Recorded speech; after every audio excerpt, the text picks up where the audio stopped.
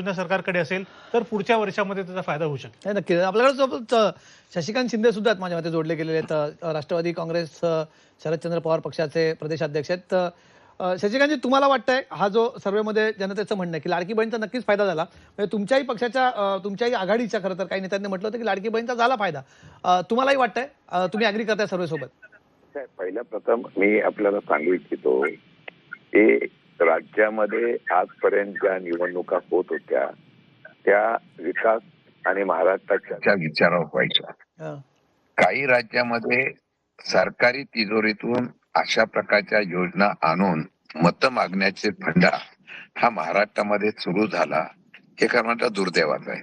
मी काय लाडक्या बहिणीच्या योजनेच्या संदर्भातून विरोध करतोय असं नाही, परंतु मी आपल्याला सांगू इच्छितो की लाडक्या बहिणीची योजना आणायची याचा अर्थ मागच्या 5 वर्षामध्ये ह्या सरकारला अपयश आलं असं दाखवून आलेलं आहे.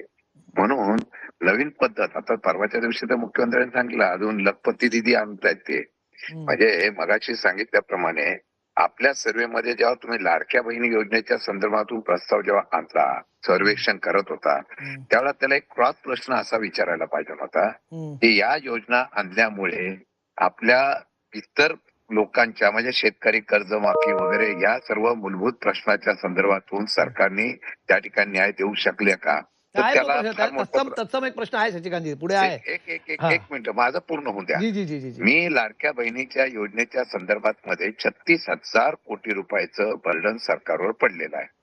आज सरकारने ज्या पद्धतीने पूर्वी निवडणुकीच्या अगोदर जशी वेगवेगळ्या प्रकारची आश्वासनं दिली होती, ती आश्वासनं रस्ते असतील, विकासाच्या वेगवेगळ्या प्रकारच्या कामाचे सगळे ठप्प पडलेले आहेत. आज तुम्हाला एवढंच सांगतो की सरकारची आताची तारेवरची कसरत आहे की राज्य कसं चालवायचं, आणि काही वर्षामध्ये मला वाटतं 9.5 लाख कोटीवर आता आम्ही कर्जबाजारी झालेलो आहोत.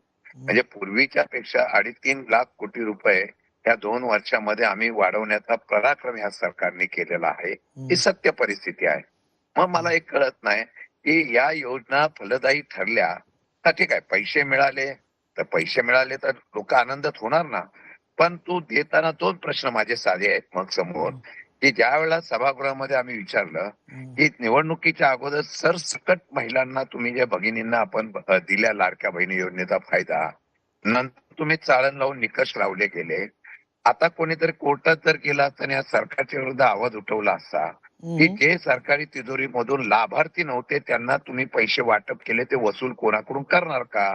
मग त्या असलेल्या महिला बाल विकास मंत्र्यांकडून का त्या शासकीय यंत्रणे केलेल्या चुकीच्या माध्यमातून कोट्यवधी रुपये ज्या वेळेला आपण चुकीच्या पद्धतीने वाटले, सरळ सरळ सरकार म्हणतं नाही आम्ही यांच्याकडून आता वसूल करणार नाही, जे वाटले ते वाटले. हा कुठला प्रकार आहे? म्हणजे सरकारी तिजोरीतून सरळ सरळ लुटमार करण्याच्या संदर्भातला पैसा चुकीच्या लोकांना, म्हणजे तिथे पुरुष आले त्यांनी लाभ उठवला, हे सगळे आले, नंतर तुम्ही पण सरसकट काढलं आणि मग चाळण लावायला सुरुवात केली. हळूहळू ती संख्या आता किती कोटीवर येते का लाखावर येते हे बघावं लागेल. म्हणजे तुम्ही एकतर लोकांना योजना दिली, महिलांना योजना दिली, त्या भगिनींची नावं कट करायला लावली आणि ती केली, ज्यांना पूर्वीची लाभ घेतले त्यांच्याकडून वसुली केली नाही. हा कुठल्या निकषात योजना आली मला कळत नाही. म्हणजे हा सरकारी तिजोरीवर 100%, आणि त्याचा परिणाम काय झाला तुम्हाला मी सांगतो. दुर्दैव असा आहे की मतं आणि सत्ता मिळवण्यासाठी ते आश्वासन दिलं गेलं, राज्य सरकार कर्जबाजारी झालं, परंतु दुसरं अडचण अशी आलेली आहे की या राज्याचा कर्जबाजारी होत असताना इतर सुविधा, इतर प्रश्न या सर्व गोष्टीकडे सरकारला दुर्लक्षितपणा करावा लागला ही वस्तुस्थिती आहे. भरती, नोकर भरती पासून अनेक प्रश्न आहेत. या प्रश्नावर आम्ही आवाज उठवतो, परंतु त्यामध्ये सरकार कुठलाही निर्णय घेत नाही कारण त्यांच्याकडे पैसेच नाही. ही वस्तुस्थिती आहे. बरोबर, आपण विचारून हाच प्रश्न. आपल्यासोबत सरकारचे प्रतिनिधी पण आहेत, त्यांचं उत्तर इथं घेणं अपेक्षितच आहे. आणि ही योजना ज्या मंत्रालयाकडे आहे त्या महिला बाल विकास मंत्र्यांच्या जिल्ह्यातून येणाऱ्या आहेत. भरत शेठ गोगावले, तुम्ही आमच्यासोबत आहात. तुमची फ्रेम जरा नीट केली तर जरा बरं होईल. भरत शेठ, आता जरा बरं दिसतंय. तुम्हाला काय वाटतं, सरकारच्या तिजोरीवरती ताण पडला लाडक्या बहीण योजनेमुळे, तुमच्याच सरकारच्या खात्यांच्या याच्यावर ताण पडतोय?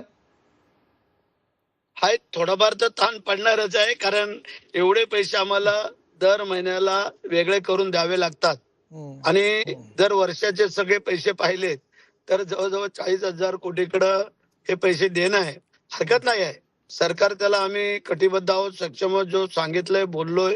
आणि जे आता आमचे त्यावेळेचे तत्कालीन मुख्यमंत्री एकनाथ शिंदे साहेब, आताचे मुख्यमंत्री देवेंद्रजी, अजितदादा या सगळ्यांनी मिळून जे काय ठरवलं आणि ती योजना चालू केली, ती आता चालू आहे. ठीक आहे, काही गोष्टी हे करत असताना काही गोष्टी थोड्याशा सांभाळून घ्याव्या लागतात. त्या अनुषंगाने राज्याचं चालू आहे, परंतु फार मोठी अडचण आहे अशातला भाग नाही आहे असं आम्हाला वाटतंय. बरं, तुम्हाला फार अडचण वाटत नाही याच्यामध्ये संपूर्ण मुद्द्यामध्ये? ते जे म्हणतात की आता शशिकांत शिंदे जसं म्हणाले की बाकी तुमच्या बेरोजगारीचा प्रश्न झाला, शेतकऱ्यांचा झाला, या सगळ्या मुद्द्यांकडे दुर्लक्ष झालं, राज्याच्या तिजोरीवरती ताण पडलाय आणि त्यामुळे फक्त लाडकी बहीण योजना तुम्ही एकीकडे फोकस करतात, पण इतर गोष्टींना त्याचा फार मोठा फटका पडतोय.